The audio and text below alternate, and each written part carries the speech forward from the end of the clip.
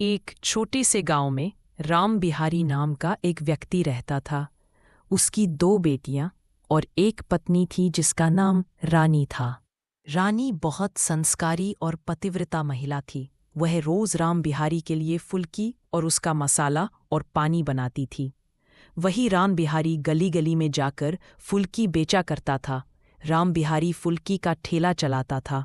वह दिन भर अपनी फुल्की बेचता और शाम को घर आकर अपनी बेटियों पर प्रेम लुटाता था।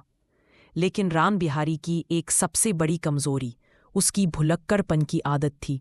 इसी कारण दिन भर अच्छे से काम करने के बाद भी राम बिहारी की आर्थिक स्थिति अच्छी नहीं थी, क्योंकि उसकी भूलने की आदत का फायदा उठाकर कई बार कस्टमर उसे पैसे मांगता था, नहीं देते थे और फ्री में फुल्की खा लेते थे।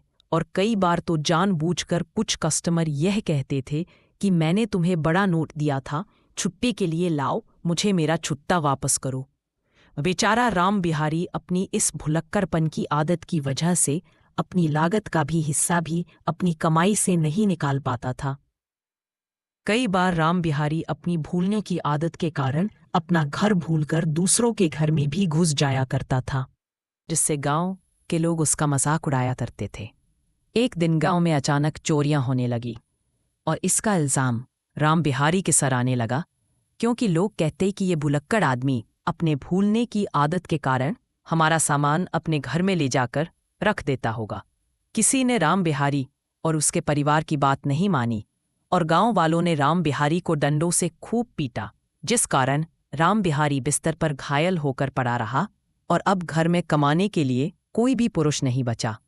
तभी अचानक गेट पर एक हट्टा कट्टा भिखारी खड़ा था, जिसने भीख में राम बिहारी का ठेला मांगा और रानी से कहा कि तुम मुझे फुल्की और मसाला बनाकर देना, मैं गांव-गांव में जाकर इसे बेचूंगा और मुनाफे का कुछ हिस्सा मुझे देकर बाकी पूरा तुम रख लेना। रानी ने उसकी बात को मान लिया और उसे ठेला दे दिया। गांव में अभी भी चोरियां हो रही थी। अब राम बिहारी तो बिस्तर पर लेटा था, अब चोरी कौन कर रहा था? गांव वालों के मन में यह सवाल था, इसलिए उन्होंने रात में चुपके से पहरा देना चालू कर दिया।